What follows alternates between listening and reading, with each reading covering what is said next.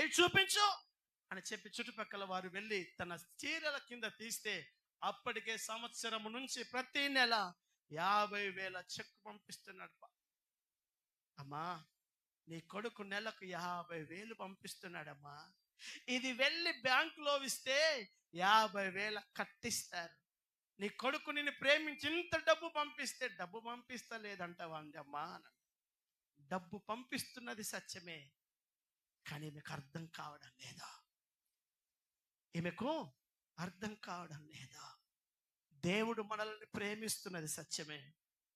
దేవుడు నిన్ను ఘనపరచాలని ఆశపడుతుంది సత్యమే, కానీ చాలా మందికి దేవుడు ఇంకా అర్థం కావడం లేదా. నా మాటలు బాగా వినండి. దేవుడు నీకు అర్థమైతే నీ జీవించే విధానం చాలా విచిత్రంగా ఉంటుంది. దేవుడు నీకు అర్థమైతే నీ భావజాలాలు చాలా వేరుంటాయి. ఒక దైవజనుడికి దేవుడు అర్థమైతే తన ప్రాణాలను సైతం లెక్క చేయడు. కారణం ఏంటో తెలుసా? ఏ వ్యక్తికి దేవుడు అర్థమయ్యాడో ఆ వ్యక్తి జీవించే విధానాలు చాలా వేరుంటాయి. నా మాటలు బాగా అర్థం చేసుకోండి. ఒక దైవజనుడిగా దేవుడు నా మనసులో ఉంచిన ప్రతి మాటను నేను మీ మధ్యలో పంచుతున్నాను. నా దేవుని వర్తమానాన్ని బహు జాగ్రత్తగా మీరు ఆలకించండి. 1000 సంవత్సరాల నుంచి ఆయనను వెంబడిస్తున్న ఇశ్రాయేలుతో అంటున్నాడు, నా ప్రజలకు నన్ను అర్థం చేసుకునే హృదయాన్ని నేను ఇవ్వాలని ఆశపడుతున్నాను. నా ప్రభు నీతో మాట్లాడుతున్నాడు. ఆయన నీకు అర్థమయ్యే మనసా నీకు? నువ్వు నిజంగా దేవుని అర్థం చేసుకోగలవా? సేవను అర్థం చేసుకోగలవా? సేవకుని అర్థం చేసుకోగలవా? ఒక్క మాటలో నీతో చెప్తున్నాను, దేవుణ్ణి ఎరిగి దేవుని మనస్సును గుర్తించే జ్ఞానం కలిగిన మనస్సు నీవు కలిగి ఉన్నావా? హల్లెలూయా. చదవమా గట్టిగా హల్లెలూయా. దేవుని అర్థం చేసుకున్న వారు ఎలా ఉంటారో నేను మీకు చూపిస్తాను. దేవుని అర్థం చేసుకున్న సేవకులు ఎలా బ్రతికారో చూపిస్తాను. దేవుని అర్థం చేసుకోవడం అంటే అర్థం ఏంటో తెలుసా? ఆయన మనస్సును అర్థం చేసుకోవాలి. చాలాసార్లు మనం అంటాం, 20 ఏళ్ళైతే నీతో కాపురం చేస్తున్నాను, ఇంకా ఏమండి భార్యగా మీరు నన్ను అర్థం చేసుకోలేదు అంటారా అనరా? చెప్పని అంటారా అనరా? అంటారు. ఆమె బాధ, ఆమె ఆలోచన, ఆమె తలంపులు, ఒక భర్తగా 20 ఏళ్ళు కలిసి కాపురం చేస్తున్నావు, కానీ ఆవిడ ఏంటో నీకు అర్థం కాలేదు కనుకనే ఆమెను గాయపెడుతూనే ఉంటావు. ఒక భర్త అర్థం కాలేదు కనుకనే ఒక భార్యగా నువ్వు ఆయనను ఆయాసపడుతూనే ఉంటావు. అర్థమైతే నీ జీవిత విధానాలు వేరుంటాయి. ఈరోజు ఒక దైవజనుడిగా చెప్తున్నాను, దేవుడు నీకెంత అర్థమయ్యాడు? నీకు అర్థం కాలేదా? 3.5 ఏళ్ళు యేసుతో నడుస్తున్న శిష్యులు అంటున్నారు, ఏంటయ్యా ఈయన అలా మాట్లాడగానే సముద్రం చల్లబడిపోయింది, గాలి ఆగిపోయింది. ఆయన ఎవరో తెలియకనే వెంబడిస్తున్నారు. ఆయన ఎవరో తెలియకనే ఆయనతో కలిసి సాగుతున్నారు. అలాగే నీ జీవనం ఉందా? అలాగే నా బ్రతుకుందా? ఒక్కసారి మనం అర్థం చేసుకుందాం. హల్లెలూయా. చదమ హుషారుగా హల్లెలూయా. చదమ ఒకసారి చేతులెత్తి హుషారుగా హల్లెలూయా. చాలా మందికి సేవ తెలియదు, అందుకే సేవ విచ్చలవిడిగా చేస్తున్నారు. చాలా మందికి ఆత్మీయత తెలియదు, అందుకే వాళ్ళకు తోచినట్టు బ్రతుకుతున్నారు. ఒక అద్భుతమైన విషయాలు, ఒక 2-3 విషయాలు నేను మీకు ముందు పెడతాను. ఒకరోజు పరలోకంలో ఒక మహాసభ, ఒక అద్భుతమైన దర్శనాన్ని ఒక దైవజనుడు చూస్తున్నాడు. పరలోకం అంతా కూడుకుంది. కోట్ల దేవదూతలు, కెరూబులు, శరూబులు ఆయన సింహాసనం చుట్టూ ఆవరించారు. 24 పెద్దలు, 4 జీవులు, ఒక బలమైనటువంటి సభ, అత్యవసరమైన మీటింగ్ ఏర్పాటు చేయబడింది. ఆ దర్శనాన్ని నేరుగా ఒక దైవజనుడు చూస్తున్నాడు. ఆ దైవజనుడు చూస్తూ అక్కడ జరుగుతున్న సంభవాలు, అక్కడ మాట్లాడుతున్న మాటలు, అక్కడ జరుగుతున్న డిస్కషన్ అంతా చూస్తున్నాడు. అలా మాట్లాడుతున్నప్పుడు నేరుగా సేవకుడు ఆలకిస్తూ ఉంటే దేవుని స్వరం నెమ్మదిగా బయటకు వచ్చింది. దేవుని స్వరం నెమ్మదిగా బయటకు వచ్చింది. ఏమంటున్నాడో తెలుసా? మన కోసం ఈ భూమి మీద మన గురించి ప్రకటించేవాడు ఎవడెళ్తాడా? యెషయా పుస్తకం 6వ అధ్యాయం, యెషయా గ్రంథం 6వ అధ్యాయం 8వ వాక్యం. యెషయా పుస్తక్ उसका 6 अध्याय उसका 8वां वचन. అప్పుడు నేను దేవుడు అంటున్నాడు, నేను ఎవరిని పంపెదను? మా నిమిత్తము ఎవడు ఈ లోకానికి, అనాగరికుల మధ్యలోకి, త్రాగుబోతుల మధ్యలోకి, దేవుని ఎరగని ప్రజల మధ్యలోకి నా శిలువ త్యాగం, సర్వశక్తి కలిగిన దేవుడను నేనని చెప్పగలిగేవాడు ఎవడు? ఎవరిని పంపెదనని ప్రభువు సెలవీయగా యెషయా అంటున్నాడు, నేను వింటిని. అంతటా ఇదిగో యెషయా అంటున్నాడు, అంతటా నేను చిత్తగించుము, నేనున్నాను, నన్ను పంపించు. హల్లెలూయా. చదమ ఒకసారి గట్టిగా హల్లెలూయా. చదమ స్వరం ఎత్తుషారుగా హల్లెలూయా. దేవుని మాటలు నీకు ఎంతవరకు అర్థమవుతున్నాయో నాకు తెలియదు. ఆయన అర్థమైతే ఆయన భావజాలాలు నీకు అర్థమవుతాయి. నువ్వు సరిగ్గా కూర్చోలేవు, సరిగ్గా నిలబడలేవు. ఆయన మాట్లాడుతుంటే నీ మనస్సాక్షిలో ఒక నిప్పు రవ్వలు మండినట్టుగా మండుతాయి. మా ఈ గ్రామంలో నా ప్రభు పేతురుతో మాట్లాడుతుంటే అతడు మౌనంగా ఉండలేకపోయాడు. ఆ మాట అగ్ని వంటిది. ఆ మాట ఒకసారి నీ హృదయంలో తాకుతున్నప్పుడు నీ గుండెలు మండుతాయి. ఈరోజు దేవుని మాటలు వింటున్న నా సంగమా, ఇదిగో పరలోకములో నా ప్రభు వేవేల దేవదూతలతో 24 పెద్దలతో తన భావజాలం, తన గుండెలో ఉన్న భావాన్ని, తన మనసులో ఉన్న ఆవేదనను కోటాను కోట్ల ప్రజలు తన శిలువ త్యాగం, తన నిజ దేవుడని ఎరగకుండా, తనను గుర్తించకుండా అంధత్వములో ఉన్న ప్రజలను గురించి ఆలోచిస్తూ వారితో అంటున్నమాట, మా నిమిత్తం ఎవడెళ్తాడు? నన్ను ప్రకటించేవాడు ఎవడున్నాడు? మా గురించి సమాజానికి చెప్పేవాడు ఎవడున్నాడు? పరలోకమంతా మౌనం. నువ్వు వెళ్తావా? నువ్వు వెళ్తావా? నువ్వు వెళ్తావా అని అందరితో అంటుంటే దర్శనాన్ని చూస్తున్న దైవజనుడు అంటున్నాడు, దైవజనుడు దగ్గరికి, యెషయా నువ్వు వెళ్తావా అని ప్రభు అనకముందే యెషయా అంటున్నాడు, నేనున్నాను, నన్ను పంప. నేనున్నానయ్యా, నేను నిలబడతాను. దేవా, నీ భారాన్ని నేను గుర్తుపడుతున్నాను. నీ గురించి ప్రకటించే భారం నా భుజాన పెట్టుకుంటున్నాను. నీవు నా దగ్గరికి వచ్చి నువ్వు వెళ్తావా? నువ్వు చేయగలవా? నీవు నా పక్షాన నిలబడగలవా? నీ గ్రామంలో, నీ కులంలో, నీ కుటుంబంలో నా పక్షంలో నిలబడే వ్యక్తిగా నీవుంటావా అని నన్ను అడగక ముందే యెషయా అంటున్నాడు, ఇదిగో నేను ఉన్నాను. హల్లెలూయా. ఇది కదా ఆయన అర్థం చేసుకునేవాడు. ఇది కదా అర్థం చేసుకునేవాడు. చెప్పక ముందే ఆ భావజాలాలను గుర్తుపట్టేవాడే అర్థము చేసుకునే హృదయము కలిగిన వాడు. హల్లెలూయా. అర్థమవుతున్న మాట మీకు? నా బాధ అంతా నేను మీకు చెప్తే, ఓహో అట్టాగా అని అంటే, నేను చెప్పితే నీకు అర్థమైంది, అంతే కదా. ఒక మనిషి చెప్పక ముందే అతని భావజాలాలు గుర్తుపట్టగలిగిన వాడు ఎవడో వాడే జ్ఞానవంతుడు, వాడే మంచి హృదయం కలిగిన వాడు. నా దేవుడి వాక్యం చలవిస్తుంది. దేవుణ్ణి అర్థం చేసుకోగలిగిన హృదయం యెషయా కలిగి ఉన్నాడు కనుక అంటున్నాడు, నేనున్నాను, నేను నిలబడతానయ్యా. నా గ్రామంలో నేను నిలబడతాను, నా పట్టణంలో నేను నిలబడతాను. బాగా వినండి, నా మాటలు మీరు అర్థం చేసుకోండి. నువ్వు ఆయన నీకు అర్థం చేసుకోలేకపోతున్నావు, అందుకనే నేనున్నాను అని చెప్పలేకపోతున్నావు. ఆయన భారాన్ని, ఆయన గుండెలో ఉన్న వేదనను నీ భుజాన వేసుకునే ఆలోచన నీకు లేదు. ఆయన నీకేమర్థమయ్యాడో తెలుసా? నీ అప్పులు తీర్చగలడని, ఆయన నీకు కేవలం ఆరోగ్యం ఇవ్వగలడని, ఆయన ఒక దేవుడని అంత మాత్రమే అర్థమైంది. చాలా మంది భార్యలకు భర్త సంపాదించగలిగే మషిన్ గా మాత్రమే అర్థమైంది.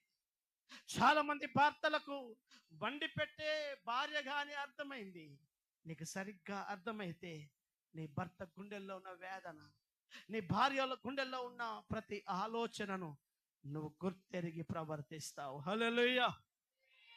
చదమ గట్టిగా హల్లెలూయా. ఒక మనిషి తను చెప్పక ముందే, నీ దగ్గరికి వచ్చి తన భావజాలాన్ని చెప్పక ముందే ఎవడైతే పసిగడతాడో వాడు కదా ఎరిగిన హృదయము కలిగిన వాడు. యెషయాను వెళ్తావా అని దేవుడు యెషయాను అడగలేదు. కానీ యెషయా అంటున్నాడు, నేనున్నాను, నన్ను పంపు, ఏం చేయమంటావు చెప్పు. యెషయా దేవుని హృదయాన్ని, దేవుని హృదయ భారాన్ని ఎరిగిన దైవజనుడు. హల్లెలూయా. చదమగటి హల్లెలూయా.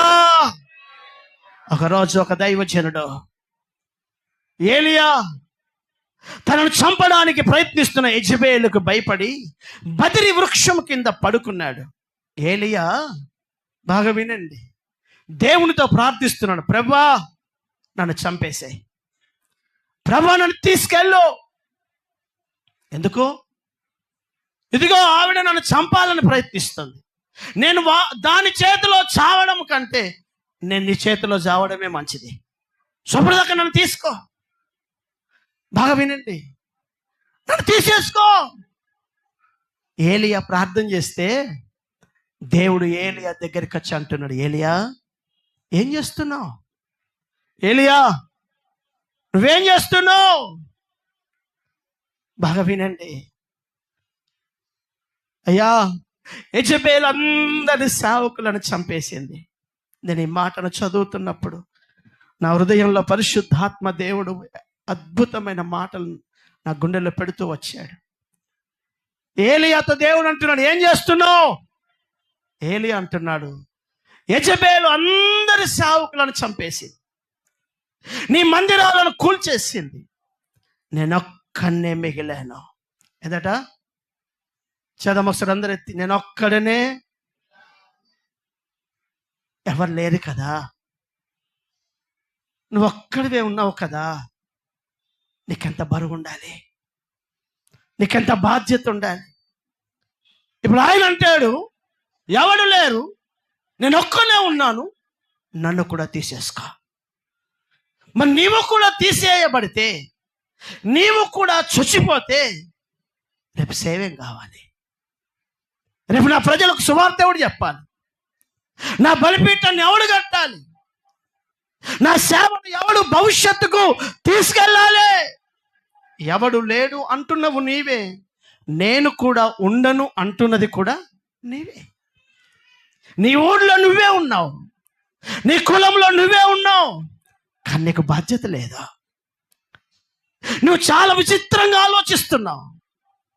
నేను ఒక్కనే ఉన్నానా, నేనేం చేయాలి అని నీవు కూడా వాళ్ళ మధ్యలో కలిసిపోవాలని ఆలోచిస్తున్నావే తప్ప, నేను ఒక్కనే ఉన్నాను, నా ఆయుష్ 40 దాటింది, నా ఆయుష్ 20 దాటుతుంది, రేపు నేను పెళ్లి చేసుకుని వెళ్ళిపోతా, ఈ ఊర్లో ఖాళీ అయిపోతుంది, రేపు నా ఆయుష్ ఆరోగ్యం క్షీణించిపోతే ఈ ఊర్లో క్రైస్తవుడు అనేవాడే ఉండడు, నేను ఖాళీ అయితే నా గ్రామం స్థితి ఏంటి?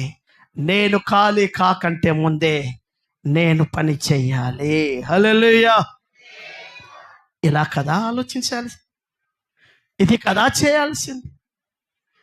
ఏలియా నేను ఒంటరిగా ఉన్నాను అని అంటాడు, నన్ను చంపేసేయి అని అంటాడు, భవిష్యత్తుకు గురించిన భారం లేదు.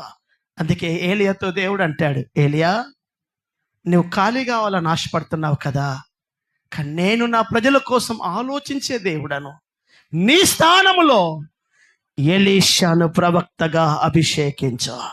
ఏంటట? నీ స్థానములో, జాగ్రత్తగా నా మాటలు వినండి, నీ స్థానములో మరొక్కరిని నువ్వు సిద్ధము చేయాలి. మోషే నీ మృత దినాలు దగ్గర పడ్డాయి, నీవు నీ నీ పితరుల యొద్దకు చేరే దినాలు దగ్గర పడ్డాయి. యెహోషువను నాయకుడిగా చేయి. పేతురు ప్రార్థన చేస్తున్నాడు, ప్రభువా 12 మందిని మీ కొరకు ఏర్పరచుకున్నావు. యూదా స్థలం ఖాళీ అయింది. ఏంటి? యూదా స్థలం ఖాళీ అయింది. ఆ స్థలాన్ని ఖాళీ పూరించడానికి ఎవడు కావాలి? మత్తయ్యను ఏర్పాటు చేసుకోలేదా? నేను అంటున్నాను, నా స్థలము ఖాళీ కాకంటే ముందే ఒక్కడిని నేను సిద్ధము చేయాలి. హల్లెలూయా. ఒక సంఘములో, ఒక గ్రామములో, ఒక జాతిలో నీవు ఒంటరిగా ఉంటున్నావు. నీకు దేవుడు అర్థమైతే, దేవుని హృదయం నీకు అర్థమైతే, దేవుని సేవ నీకు అర్థమైతే, నాకు ట్రాన్స్ఫర్ అయిపోయిందయ్యా, నేను వెళ్ళిపోతున్నాను, నాకు పెళ్ళి అయిపోయిందయ్యా, నేను వెళ్ళిపోతాను. ఇంతవరకు సేవను పోషించావు, ఇంతవరకు సేవకుల పక్షాన నిలబడ్డావు, ఇంతవరకు సేవను నువ్వు ఆదరించావు.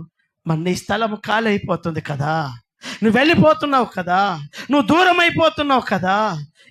నీ స్థలములో మరొక్కరు ఉండాలని భావజాలం నీకెందుకు రాలేదో? నీకు సేవ అర్థం కాలే, నీకు అర్థం కాలే.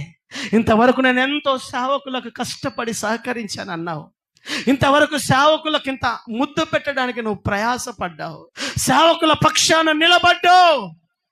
ఏలియాలాగే నువ్వు నిర్ణయాలు తీసుకుంటున్నావు.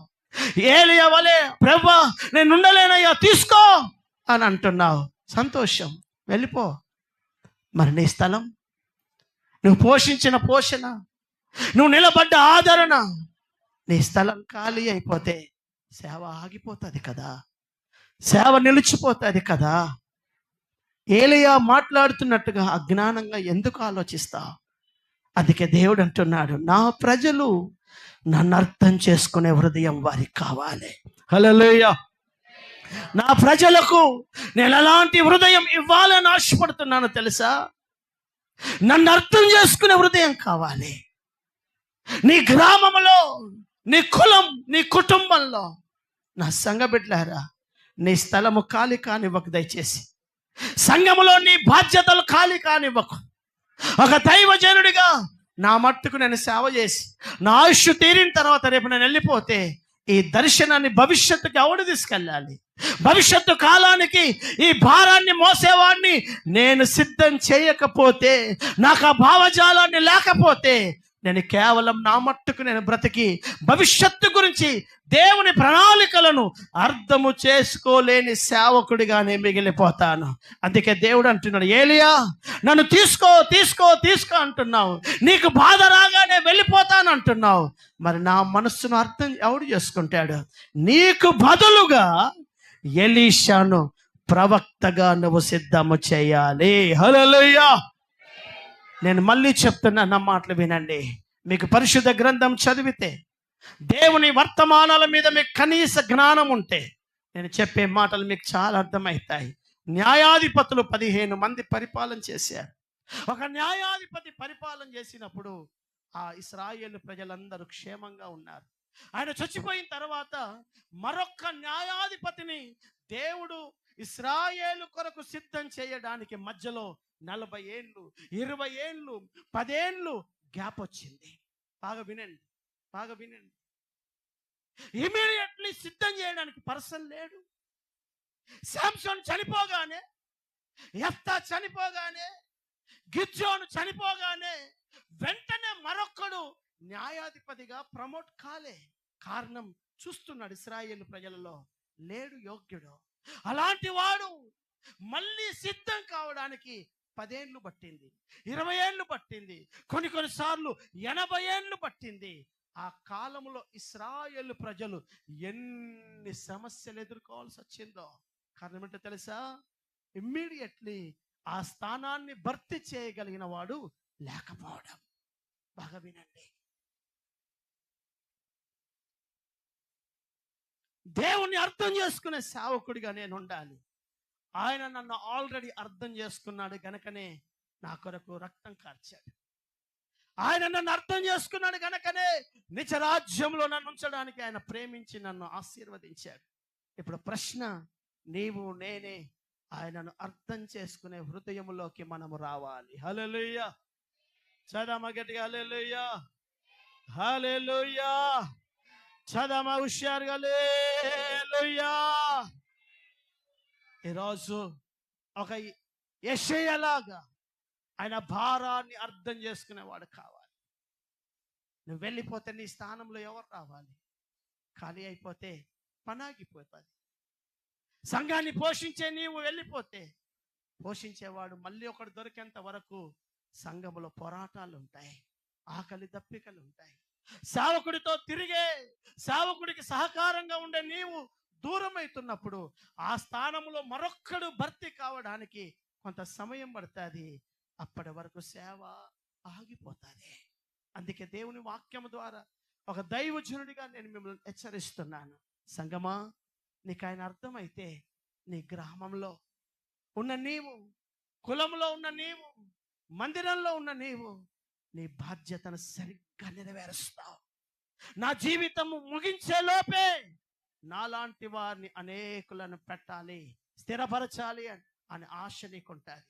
నేను చాలా పర్యాయాలు మీకు చెప్పాను, మళ్ళీ గుర్తు చేస్తున్నాను. ఒక దైవజనుడి దగ్గరికి దేవుని వాక్కు ఒకరోజు మాట్లాడుతూ, ఆ దైవజనుడు స్వయాన నాతో మాట్లాడాడు. ఆ సేవకునితో దేవుడు మాట్లాడాడు. దైవజనుడా, నువ్వు నా పని చేయాలి, నా పని చేయాలి.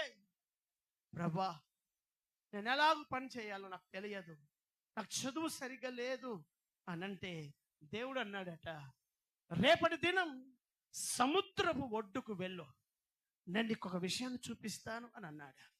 సముద్రపు ఒడ్డుకు వెళ్ళు, నీ దగ్గరికి ఒక జీవరాశిని తీసుకొస్తాను, దాన్ని బాగా గమనించు, అలాగే నువ్వు సేవ చేయాలి అని చెప్పాడట.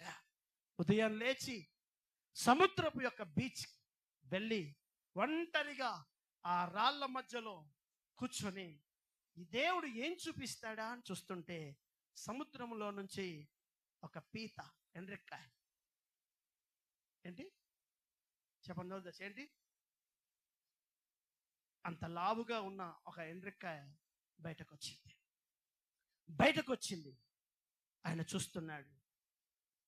దేవుడు ఒక జీవిని చూపిస్తానన్నాడు, కానీ నేనేదో తిమింగలమో ఏ సొరచేపనో అనుకున్నాను, కానీ ఇదేంటి ఇంతే ఉంది, ఇలా వచ్చింది అని చూస్తున్నాడు. అది వచ్చి ఆ బండ మీద కూర్చున్నటువంటి ఆ దైవజనుడు దాన్ని గమనిస్తుంటే, నా వైపు చూడండి, అలా నడుచుకుంటూ వచ్చిన ఎండ్రిక్కాయ అలా వెళ్ళకిల పడింది. వినండి, అలా వెళ్ళకిల పడి అలా ఉంది. ఏమైంది? సరిగ్గా నడుస్తున్నాయి, ఈ ఎండ్రిక్కాయ అలా పడింది ఏంటి అని చెప్పి గమనిస్తూ ఉంటే, ఇదిగో అలా పడి ఆ సూర్యుని ఎండ ఆ ఎండ్రిక్కాయ కడుపుకి బలాన తాగేగానే ఆ కడుపు పగిలిపోయి ఆ కడుపులో నుంచి వందలాది ఎండ్రిక్కాయ పిల్లలు బయటకు వస్తున్నాయి. ఎందుకో తెలుసా? అది డెలివరీ కావడానికి దానికి ద్వారం ఉండదు. ఎండ్రిక్కాయ డెలివరీ కావడానికి మామూలు జీవరాశికి ఉన్నట్టుగా నో వే, ద్వారము లేదు. పిల్లలను కనాలా, చచ్చిపోవాలి. పిల్లలను కనాలా, పొట్ట పగలాలి. ఒక్కటి నువ్వు చచ్చిపోతే ఆ కడుపులో నుంచి వందలాది ఎండ్రిక్కాయలు బయటకు వస్తాయి. హల్లెలూయా. అప్పుడు ఆ సేవకుడు అది చూసి గమనించన్నాడు, నా ప్రాణాన్ని నేను తాకట్టు పెడితే తప్ప నా సుఖాన్ని, నా సౌఖ్యాన్ని, నా ఆకలి, నా నిద్రను, నా క్షేమాన్ని బలిపీఠం మీద ఒక చచ్చిన మనిషిలాగా, ఒక నపుంసకుడిగా నేను బ్రతికితే వందలాది మంది ప్రజలను యేసు కొరకు నేను కట్టగలను. హల్లెలూయా. చదవ గట్టిగా హల్లెలూయా. దేవుణ్ణి అర్థము చేసుకునే మనసా నీది? దేవుని భారం నీకు తెలుసా? ఎవడు వెళ్తాడు? నీ గ్రామంలో నీవు కాక ఎవడు వెళ్ళాలి? నీ ప్రాంతంలో నీవు కాక ఎవడు ఉండాలి? నీకు ఆ భారం లేదు, నీకు ఆ బాధ్యత లేదు. దూరం దూరం దూరం ఉంటావు. అందుకే నా ప్రభు బాధతో అంటున్నాడు, సంగమా, నా ముఖాన్ని కాదు, నా గుండెను, నా హృదయాన్ని అర్థం చేసుకునే ప్రజలు నాకు కావాలి. హల్లెలూయా. యెహోవాను వివేచనతో ఆయనను వెంబడించే వారు ఆయన కావాలి. ఈరోజు ప్రతి సేవకుడు ప్రతి విశ్వాస బిడలు ఆయన చేయును కాదయ్యా, ఆయన హృదయాన్ని చూడు. ఆయన హృదయాన్ని చూడు. వాక్యం అంటుంది, ఇర్మియా, నా హృదయాన్ని అర్థం చేసుకునే ప్రజలుగా నేను నా ప్రజలను ఉంచాలని ఆశపడుతున్నాను.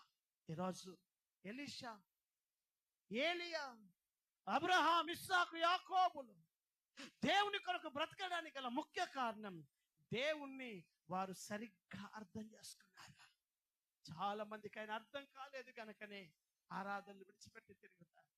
చాలా మందికి అర్థం కాలేదు కనుకనే ఏ భారం, ఏ బాధ్యత లేకుండా తమ మట్టుకు తమ బ్రతుకుతారు. వచ్చామా, మందిరానికి వెళ్ళాం, ఆరాధనకు వచ్చామా, వెళ్ళాం. నీ ఆయుష్షు నీకు తెలియదా? 50 దాటింది. నీ ఆయుష్షు నీకు తెలియదా? మృతుల లోకానికి దగ్గర పడుతున్న ఆయుష్య కాలం. నీకేమన్నాయి? ఈ భూమి మీద నీ ఖాళీ అయిపోతే నీ ఊర్లో దేవుని నమ్మిన వాడే ఉండడు. ఒక విత్తనం కదా 10 చెట్లను మొలిపిస్తుంది. విత్తనమే లేకపోతే ఇంకా మొలకలెక్కడి? దేవుడు నమ్మాడు నిన్ను బట్టి నీ గ్రామంలో ఒక పని చేయాలని, నిన్ను బట్టి నీ పట్టణంలో ఒక పని జరిగించాలని. బైబిల్ అంటుంది, గోధుమ గింజ భూమిలో పడి చచ్చిపోతే వందలాది గోధుమ గింజలు ఫలం వస్తాయి. నీవు నిలబడితే నీ గ్రామంలో కొద్దిమంది ప్రభు వైపు వస్తారు. నీవు చచ్చిపోయి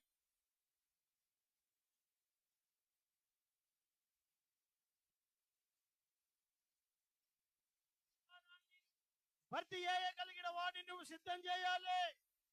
అదే దైవికమైన విలువలు. అందుకనే దేవుని సన్నిధానంలో ఆ దైవికమైన జ్ఞానము కలిగిన సంఘ బిడ్డలముగా మనం బ్రతకాలి. హల్లెలూయా,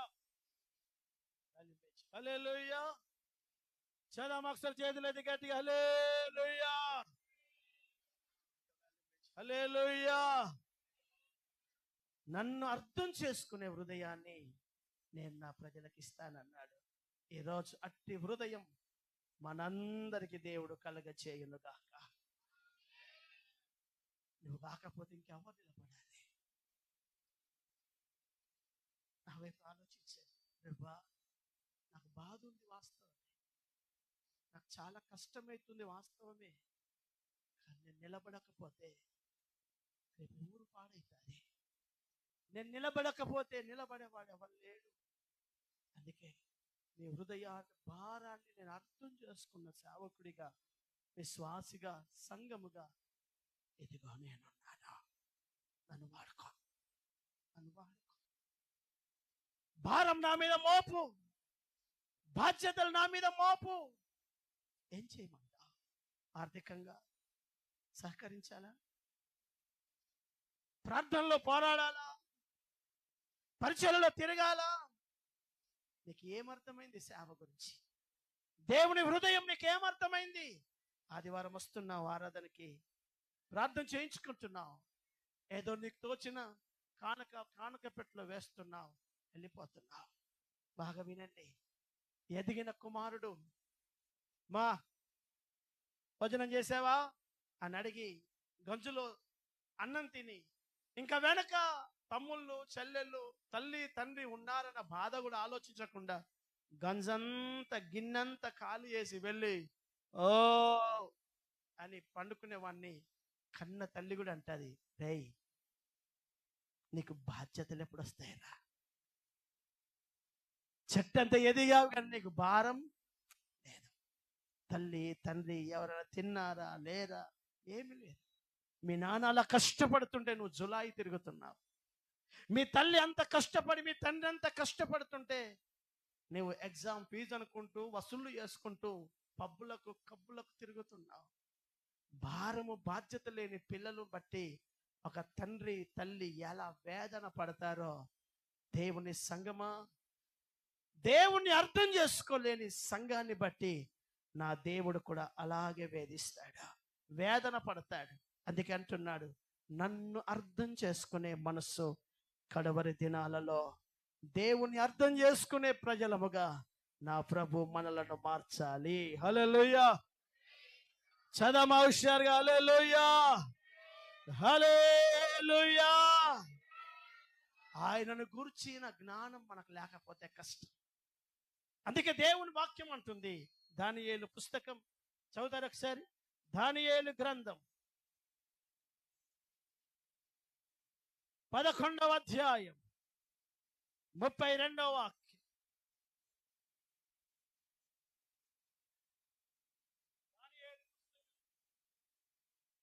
అందుకతడు ఇచ్చకము మాటలు చెప్పి ఆ, అయితే ఇదిగో ఇదిగో తమ దేవునిని ఎరుగువారు బలము కలిగి గొప్ప కార్యములను చేస్తారు. హల్లెలూయా. చదువుతారు ఒకసారి ఆ మాట, హిందీలో ఇంగ్లీష్లో మాట. और जो लोग दुष्ट होकर उस वाचा को तोड़ेंगे, हाँ, हाँ, देखो देखो ये बातें ध्यान दो, परंतु जो लोग अपने परमेश्वर का ज्ञान रखेंगे वे బడే కామ్ కరేగా. గొప్ప కార్యాలు, గొప్ప జీవితం దేవుని కొరకు ఎవడు చేయగలరో తెలుసా? ఎవడికి దేవుడు అర్థమయ్యాడో, దేవుణ్ణి ఎరుగువారు. ఎరగడం అంటే అర్థం ఏంటి? ఆయనను అర్థం చేసుకోవాలి. దేవుణ్ణి ఎరిగిన వారు ఎవరో వారే గొప్ప కార్యాలు చేస్తారు. దేవుడు అర్థం కాని వాడే దేవునికి నమ్మకంగా బతకలేడు. మొదటిగా దేవుని భారం అర్థం చేసుకున్న సంఘముగా మనం ఉండాలి.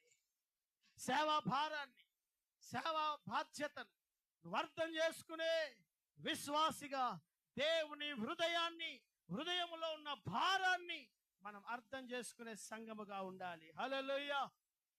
చదమ గట్టిగా హల్లెలూయా, హల్లెలూయా. రెండవదిగా బాగా వినండి, నేను ముగిస్తున్నాను. రెండవదిగా దేవుడు ఇశ్రాయేలు ప్రజల కోసం దేవుడు సౌలు అనబడుతున్న ఒక రాజును ఏర్పాటు చేసుకుంటాడు. సౌలుతో అంటాడు, బాబు నువ్వు గాడిదల చుట్టూ తిరిగేవాడివి, అయినా నా కృపను బట్టి ఇశ్రాయేలు రాజ్యం అనబడుతున్న నా ప్రజల మీద నేను నిన్ను రాజుగా చేసుకున్నాను.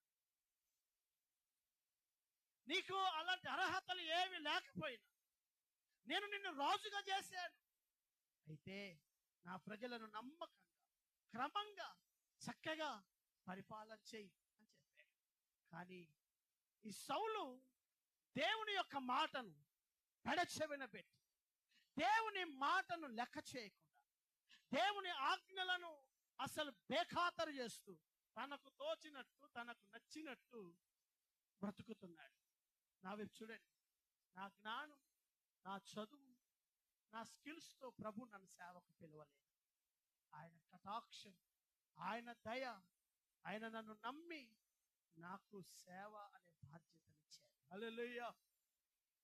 వాక్యం అంటుంది, దయచేతనే నేను మీకు యాజకత్వాన్ని ఇచ్చి.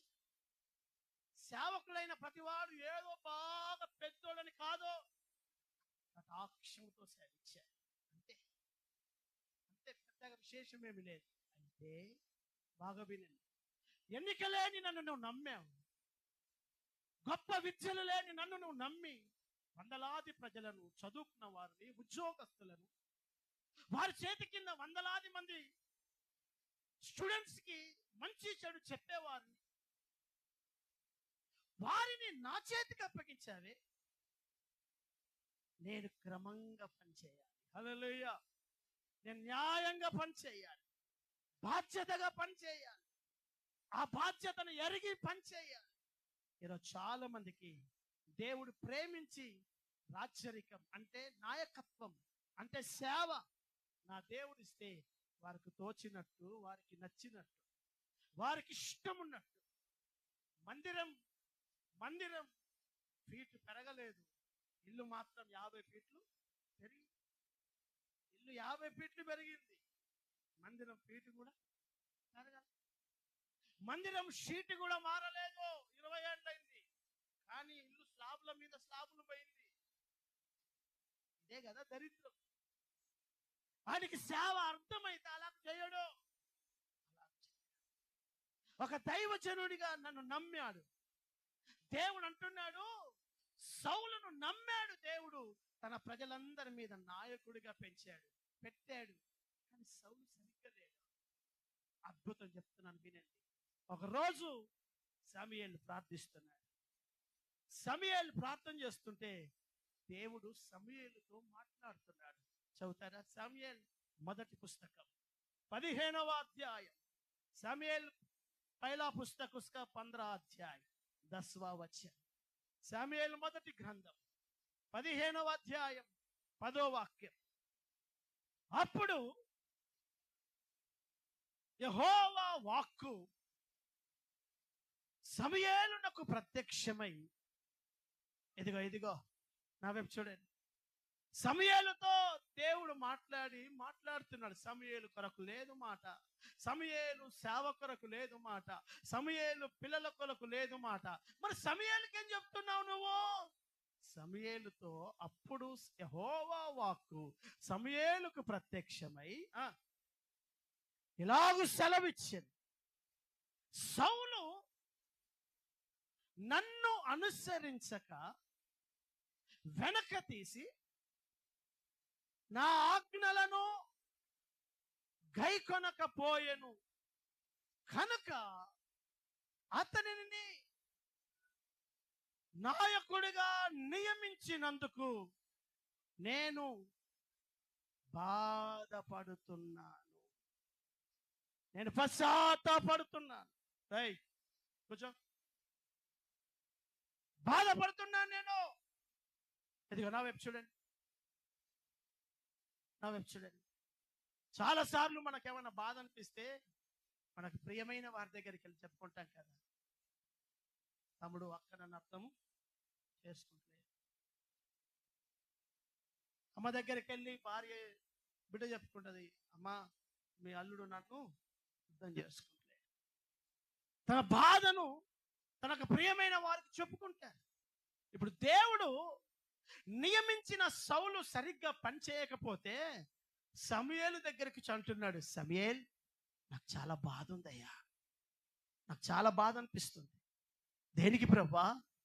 నేనెంతో నమ్మి సౌలుకు నాయకత్వం ఇచ్చాను, కానీ సరిగ్గా పనిచేయడం లేదా. ఇలాంటి ఆలోచన ఈరోజు ఎంతమంది సేవకుల గురించి దేవుడు చెప్తాడో. ఎంతో మంది సేవకులను ప్రభు నమ్మి సేవించాడు, ఎంతో మంది సేవకులను నాయకులుగా పెట్టాడు. ఈరోజు దేవుడు ఎవరితో చెప్పుకోవాలి ఆ గోడు? నేను నమ్మి సేవకుడిగా నాయకుడిగా సౌలును నియమిస్తే సౌలు నా మాట వినడం లేదు, నేను ఎందుకు ఇతన్ని నాయకుడిగా చేశానని నా మనస్సులో నాకు చాలా బాధ ఉంది అని సమూయేలుతో ఎప్పుడైతే ప్రభువు చెప్పాడో, కింద చదువు, అందుకు సమూయేలు ఆవేశము కలిగిన వాడై రాత్రంతా యెహోవాకు మొరపెట్టుతూ ఉండేను. హల్లెలూయా. ఇదిగో రెండవదిగా నా వైపు చూడండి. మొదటిగా ఆయన భారాన్ని అర్థం చేసుకునే హృదయం. సేవకుడిగా నాకు, సంఘముగా నీకు ఆత్మల గురించి, నశించిపోతున్న ప్రజల గురించి, సేవ గురించి ఆయన భారాన్ని మనం అర్థం చేసుకోవాలి. సేవను అర్థం చేసుకోవాలి, సేవకుడిని అర్థం చేసుకోవాలి, దేవుని అర్థం చేసుకోవాలి, ఆయన హృదయాన్ని అర్థం చేసుకోవాలి. మన స్థానము ఖాళీ కాకుండా ముందే మరొక్కరిని సంపాదించాలన్న భారం ఉండాలి. అదే ఆయన హృదయాన్ని అర్థం చేసుకునే మనుషులు. రెండు, ఆయన హృదయంలో ఉన్న బాధను అర్థం చేసుకున్న సమూయేలు రాత్రంతా మొరపెట్టడం ప్రారంభించాడు. బాగా వినండి. రెండవదిగా దేవుని బిడ్డలారా, వాక్యం అంటుంది, ఆయనను అర్థం చేసుకున్న వారు భారమైన ప్రార్థన కలిగి, దేవుని భారాన్ని గురించిన అవగాహన కలిగిన వారై, దేవుని మనస్సును ఎరిగిన వారై ప్రభా నా పట్టణం, ప్రభా నా ప్రజలు, ప్రభా నశించిపోతున్న ఆత్మలు, ప్రభా నీవు నమ్మిన అనేక సేవకులు, అనేక ప్రజలు నిన్ను అర్థం చేసుకోలేక వెళ్ళిపోతున్నారయ్యా. దయతో వారి పట్ల నీ కటాక్షము రానివ్వమని, సౌలును అర్థం చేసుకోలేని సౌలును గురించి సమూయేలు రాత్రంతా ఏడ్చి కన్నీళ్లు పెట్టినట్టుగా అర్థం చేసుకోలేని విశ్వాసుల గురించి, అర్థం చేసుకోలేని సేవకుల గురించి, అర్థం చేసుకోలేకపోతున్న గ్రామ ప్రజలను గురించి నువ్వు మొరపెట్టే విశ్వాసిగా మారాలి. హల్లెలూయా. ప్రార్థించాలి. నీకు అర్థమైతే ప్రార్థిస్తావు, నీకేం అర్థం కాలే అందుకనే చీర కొంగు దులుపుకొని సపడదకపోతున్నావు. నువ్వు ఎలాంటి వాడవో తెలుసా? నీకు ఎంత బుద్ధి లేని తెలుసా? నీకు అసలు ఇంకేం అర్థం కాలే. నీకు అర్థమైతే నువ్వు అట్లుండవు. దేవుని మనసు నీకు అర్థమైతే నువ్వు అలా ప్రవర్తించవు. గుండెలో ఆ భారం ఉంటే, అర్థమైందండి? తల్లిదండ్రి విలువ అర్థమైనడు ఎందుకు తోసేస్తాడండి? తోసేసాడంటే ఆయనకు అర్థం కాదని అర్థం, అంతే. దేవుని భారం నీకు అర్థమైతే నువ్వు మౌనంగా ఎందుకుంటావు? నశించిపోతున్న నీ కుటుంబం కోసం, మందిరాన్ని విడిచిపెట్టిన ప్రజల కోసం మొరపెడతావు. ఈయన రాత్రంతా ప్రార్థన చేశాడా? వినండి, రాత్రంతా ప్రార్థన చేశాడా? ఉదయం లేచాడు, మనసు తీరం బట్టలే సౌలు దగ్గరికి వెళ్ళాడు. సౌలుతో అంటున్నాడు, ఏం చేస్తున్నావు నువ్వు? ఏం చేస్తున్నావు? నీకేమైనా తలకెక్కుతుందా? నేనేం చేశాను? దేవుడు చెప్పినట్టుగా వెళ్ళి అమాలేకులను చంపొచ్చాను. దేవుడు చెప్పింది చేశాను కదా. ఏం చేశావు? నీ మొహం చేశావు. అజ్ఞానంగా బతుకుతున్నావు, బుద్ధి జ్ఞానం లేదు నీకు అని సౌలును హెచ్చరించడం ప్రారంభించాడు. నువ్వు ప్రార్థించాలి, తప్పిపోతున్న వారితో నువ్వు మాట్లాడాలి. హల్లెలూయా. చెప్పండి, ఏం చేయాలి? చెప్పాలి, ఏం చేయాలి? చెప్దామమ్మా, ఏం చేయాలి? పోతే పోని విశ్వాసి, నాకేం, నువ్వు అలా ఉండద్దు. ప్రార్థించాలి. బ్రదర్, నువ్వెందుకు ఇలా చేస్తున్నావు? సిస్టర్, నువ్వెందుకు ఇలా చేస్తున్నావు? నువ్వేం చేస్తున్నావు నీకు అర్థమవుతుందా? నీకేమైనా అర్థమవుతుందా? ఒకసారి ఆలోచించు. ఈ నిర్ణయాల వెనక పరివసనాలు ఎలా ఉంటాయో ఆలోచించు. నువ్వు తీసుకున్న ఆవేశపూరితమైన నిర్ణయాలను బట్టి రేపు నీ భవిష్యత్తు ఎలా ఉంటుందో ఆలోచించు. నీ బరువు, నీ బాధ్యతలు గుర్తెరిగి ప్రవర్తిస్తున్నావా అని చెప్పి నీ తోటి విశ్వాసికి, నీ తోటి సేవకుడికి, నీ ప్రజలకు నువ్వు ప్రకటించే వ్యక్తిగా, బుద్ధి చెప్పే వ్యక్తిగా, దేవుని బాధ, దేవుని బరువును అతనికి అర్థమయ్యే రీతిగా చెప్పగలిగేవాడే ఆయనను అర్థం చేసుకున్న విశ్వాసి. అర్థం చేసుకుంటాడు గనకనే సమూయేలుతో దేవుడు చెప్పాడు, నువ్వు అర్థం చేసుకుంటే నీకు ఖచ్చితంగా చెప్తాడు దేవుడు. నీకు బాధ ఎవరికైనా చెప్పాలంటే ఎవరికి చెప్పుకుంటావు? ఊరందరికి చెప్తావా? నిన్నెవరు సరిగ్గా అర్థం చేసుకోగలరు? నీ కుటుంబ స్థితిగతులు ఎవరికి సరిగ్గా అర్థమవుతాయో వాళ్ళ దగ్గరికి వెళ్ళి కదా నీ బాధను చెప్పుకుంటావు. దేవుడు కూడా తన దైవజనుడైన సమూయేలు దగ్గరికి వచ్చి సౌలు చేస్తున్న పనులను బట్టి ఆయన ఎంత బాధపడుతున్నాడో సమూయేలుతో చెప్తున్నాడు. సమూయేల్, నాకు చాలా బాధ ఉందయ్యా, సౌలు నా మాట వినడం లేదయ్యా. చూడండి, ప్రభు ఎప్పుడైనా నీతో అలా పంచుకున్నాడా? దేవుని హృదయంలో ఉన్న బాధను గుర్తెరిగిన సంఘముగా మనం ఎదగాలి. మొదటగా దేవుని హృదయంలో ఉన్న భారాన్ని గుర్తుపట్టు. రెండు, దేవుని హృదయంలో ఉన్న బాధను గుర్తుపట్టు. హల్లెలూయా. చివరిగా ఒక మాట చెప్పి ముగిస్తున్నాను. ఒకరోజు మోషే నాయకత్వంలో సాగిపోతున్న లక్షలాది మంది ఇశ్రాయేలు ప్రజలు దేవునికి విరోధంగా బ్రతుకుతూ మాట్లాడుతున్నారు. మేము రాము, మాకు ఐగుప్తే బాగుంది, ఆడే చచ్చిపోతాం. అప్పుడు దేవుడు ఆలోచన చేసి బాధతో మోషేతో అంటాడు, మోషే నువ్వు పగ జరిగాయ్యా, ఈ లక్షలాది మంది ప్రజలను చంపేస్తాను నేను.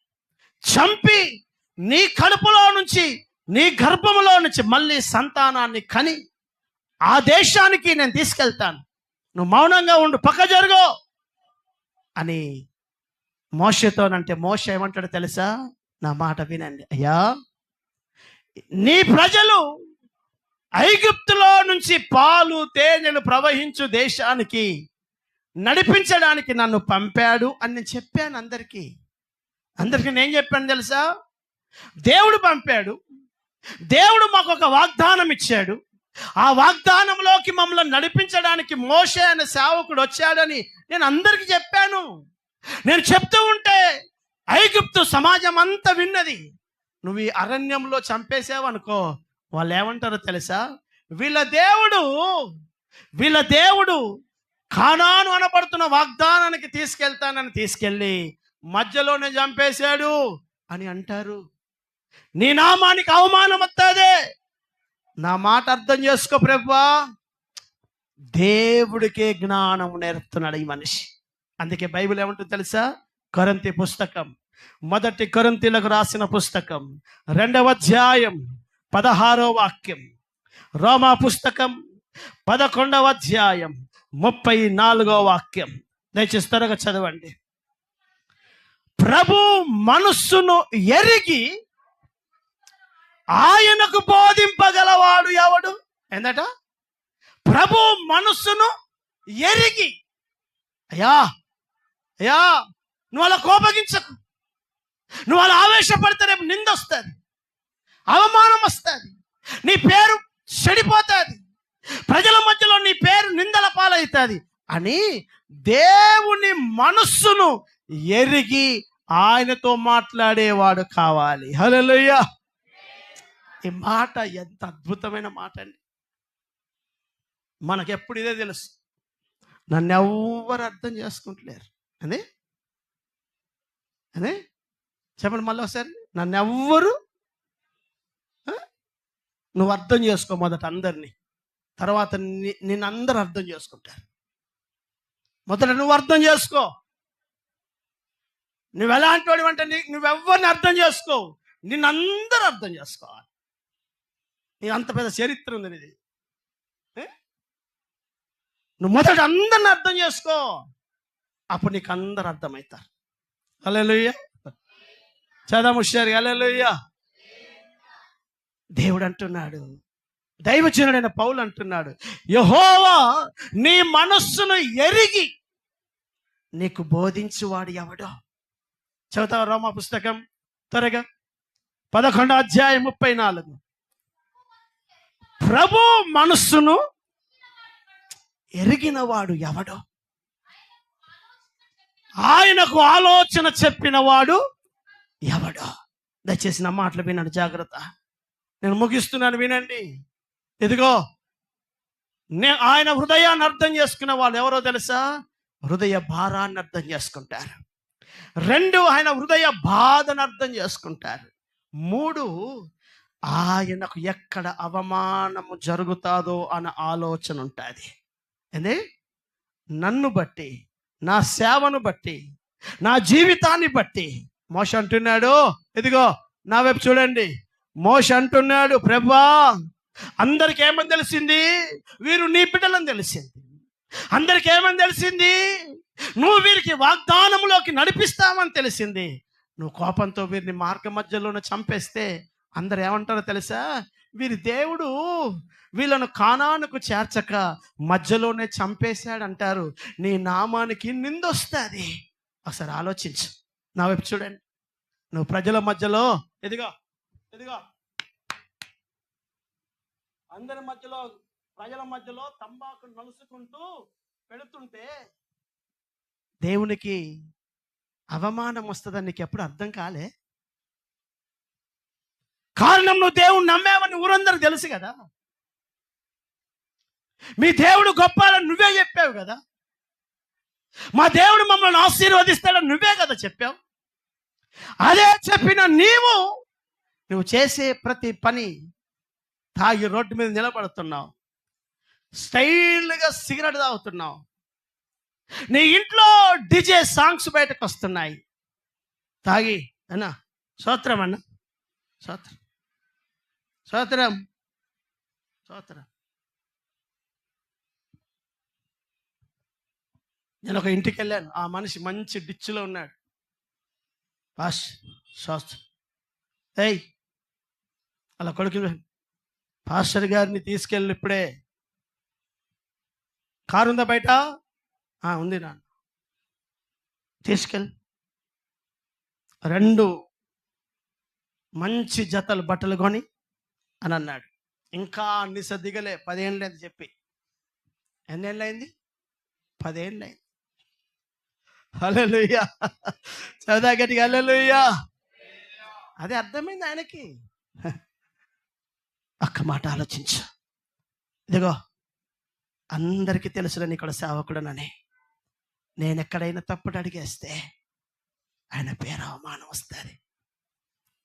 వీడు దేవుడి గురించి బాగానే చెప్పాడు. దేవుడు గొప్పవాడు అన్నాడు, దేవుడు పరిశుద్ధుడు అన్నాడు, బాగానే తలబట్టలు వేసుకొని బాగానే తిరిగాడు. మళ్ళీ ఇలా చిల్లరగా తిరుగుతున్నాడని నేను చేసే బలహీనమైన పనిని బట్టి జీవము కలిగిన దేవుని పేరుకి ఎక్కడైనా మచ్చొస్తుందేమోనని ఆయనను అర్థం చేసుకున్న మోషే అన్నాడు, అయ్యా నువ్వు అట్లా చెయ్యకయ్యా అని అన్నాడు. నువ్వు తాగితే, విచ్చలవిడిగా తిరిగితే, రోడ్డు మీద ఇష్టం ఉన్నట్టు నువ్వు జీవన విధానం చేస్తే, మళ్ళీ ప్రేమ వ్యవహారంలో పడి ఆ సందులో ఈ సందులో నువ్వు కనబడుతూ ఉంటే వీరంతా ఒకటే. దేవుని నమ్మారంటారు కానీ, తెల్లబట్టలు వేసుకుంటారు కానీ వీళ్ళు కూడా అన్ని చేస్తారు అని నీవు ఏ దేవుని గురించి అయితే చెప్పావో ఆ దేవుని పేరుకు నిన్ను బట్టి అవమానము జరుగుతాదని ఎప్పుడైనా నీకు అనిపించలేదా? ఎప్పుడైనా నీకు అనిపించలే?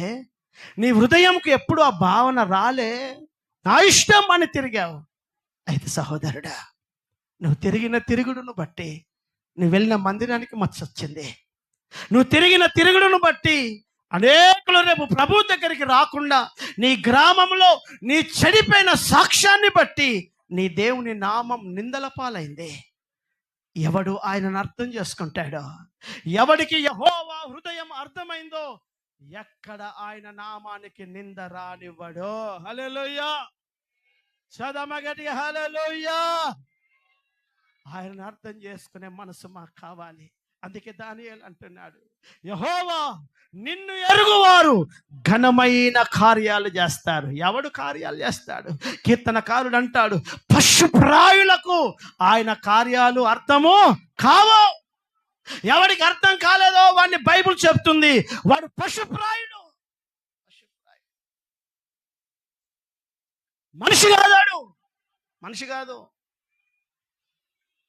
ఆ వాక్యం స్పష్టంగా కీర్తన పుస్తకం 92వ కీర్తన 5వ వాక్యం ఒకసారి చదువు. కీర్తన గ్రంథం 92:5 త్వరగా తీసి చదవండి. యెహోవా నీ కార్యములు ఎంత గొప్పవి, నీ ఆలోచనలు అతి గంభీరములు, అవి పశుప్రాయులు వాటిని గ్రహించరు. ఉందా లేదా బైబిల్లో? నేను చెప్పానా? మన ఊరికంటే మనిషివా పశువును అర్థమైతే ఒకసారి చెప్తే, ఈ మాట బూతు మాట కాదు, నీ జీవన విధానాన్ని గుర్తు చేస్తుంది. దేవుడు అంటున్నాడు, పశుప్రాయులకు నన్ను బట్టి నా దేవుని పేరు ఎక్కడైనా పాడైతుందేమోనని భావన రాదు. నేను కష్టపడి మనం ప్రార్థన చేసి ఉపవాసాలు ఉండి ఉండి ఉండి ఉండి ఇదిగో ఇంత గుంపును కన్నాం. ఇంత గుంపు కనడానికి ఎన్ని రాత్రుల ప్రయాసం. అవునా కాదా అమ్మ? అవునా కాదా? ఇప్పుడు ఈరోజు ఇంత పిల్లోని నీ దగ్గర 5 పిల్లోని చూసి ఎంత కష్టపడితే వాడు అంతటోడైంది. ఎన్ని రాత్రులు నిద్రపోకుండా వాని చుట్టూ కావలిగాయలి తల్లిగా, దోమ ఆలకుండా, పురుగు ఆలకుండా, చీమ ఆలకుండా. వాడు ఎక్కడైనా ఏడ్చితే వెంటనే చీమ గుట్టుందేమోనని ఉన్న బట్టలన్నీ తీసి తడిసి తుడిసి వాడు నిద్రపోతుంటే నువ్వు నిద్రపోకుండా చూసిన తల్లివి కాదా? లోకమంతా నిద్రపోతుంటే నీ కొడుకును కౌగిల్లో ఎత్తుకొని ఊపుకుంటే వాడు నిద్రపోతుంటే నువ్వు తెల్లార్లు తిరిగిన తండ్రివి నువ్వు కాదా? అవునా కాదా? అలా కష్టపడితేనే కదా పిల్లలు పెరిగారు. నేను అంటున్నాను సంగమా, ఇంత కష్టపడి సంఘముగా, సేవకుడిగా, సేవకురాలిగా కష్టపడితే ఇంత గుంపైంది. సేవను నువ్వు చేసే చిన్న బలహీనమైన పనిని బట్టి సేవకు నిందొస్తుంది కదా. నువ్వు చేసే చెడిపోయిన పనిని బట్టి ఈ ఘనమైన సేవకు మచ్చొస్తుంది కదా. నువ్వెక్కడో ఎవరినో పట్టుకొని తిరుగుతుంటే, నువ్వెక్కడో చాటుకు తాగుతుంటే, నువ్వెక్కడో చిల్లరగా వ్యవహారాలు చేస్తుంటే, ఇదేనా మీకు సంఘం నేర్పింది, మీకు అయ్యగారు నేర్పింది, మీ చర్చికి వెళ్ళి ఇదే నేర్చుకున్నారని ఎవడో భక్తిహీనుడు మాట్లాడితే, ఇంత కష్టపడ్డ సంఘానికి సేవకు మచ్చ తేవడం క్రమమా? క్రమమా? ఆలోచించు, ఆలోచించు. నీకు దేవుని హృదయం, దైవ సేవకుడి కన్నీళ్ళు, కష్టం నీకు అర్థమైతే నువ్వు దేవుని సంఘానికి మచ్చ తేలేవు. హల్లెలూయా. నేను ప్రేమతో చెప్తున్నాను, నువ్వు అర్థం చేసుకో, దేవుని అర్థం చేసుకో, దేవుని సేవను అర్థం చేసుకో. నువ్వు మచ్చ తీసుకొస్తే ఎంతోమంది ప్రజలు సేవను చెడుగా చూసే అవకాశం ఉంది. నువ్వు చేసిన పనిని బట్టి నీ మట్టుకు నువ్వు తిరుగుతున్నావు, నీ మట్టుకు నువ్వు విచ్చలవిడిగా బతుకుతావు, నీ మట్టుకు నీకు ప్రేమాన వ్యామోహంలో మత్తులో పడి తిరుగుతున్నావు.